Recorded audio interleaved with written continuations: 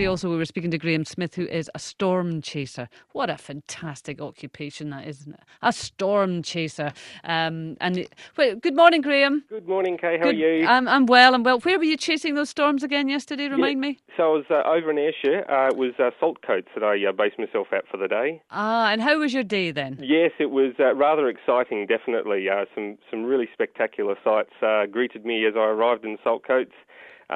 Katia, of course, timed itself nicely with high tide over there, so there was lots of spectacular scenes of water crashing over the sea wall down there, which made for some very interesting viewing indeed. And did you get record wind speeds? Well, the maximum I recorded yesterday afternoon was 52.2 miles an hour. Now, that's a little bit less than I recorded there back in May, but of course, Katia went on to deliver some fairly serious gusts further inland, so more a locational thing than the storm being less severe as such. So it was still definitely a worthwhile day. Yeah, because we did think, didn't we, that it was the West Coast that was going to get it specifically, but it seems to have kind of swirled round a wee bit. I mean, certainly in Glasgow, I thought it was less fierce yesterday than it was in May, as you pointed out. Yeah, I would definitely agree with that from my observations that I took down there. But I think with the coincidence with the high tide, from a visual point of view,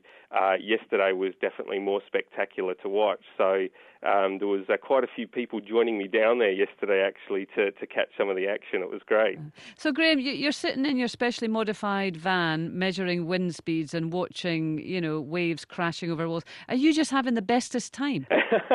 I know it sounds crazy, but yes, it's just fascinating to watch these systems come in. I mean, they're kind of like a living, breathing thing. So no one's ever quite sure, really what they're going to do, and that's why the warnings that the Met Office issue, they cover an area, but where the specifics are going to be are always hard to tell until the last minute. So it's always exciting. It's the unpredictability, I think, of it. That makes it that little bit more exciting. Well, listen, Graham, I hope you have a great day, but I hate to be mean. I hope you have a very quiet winter.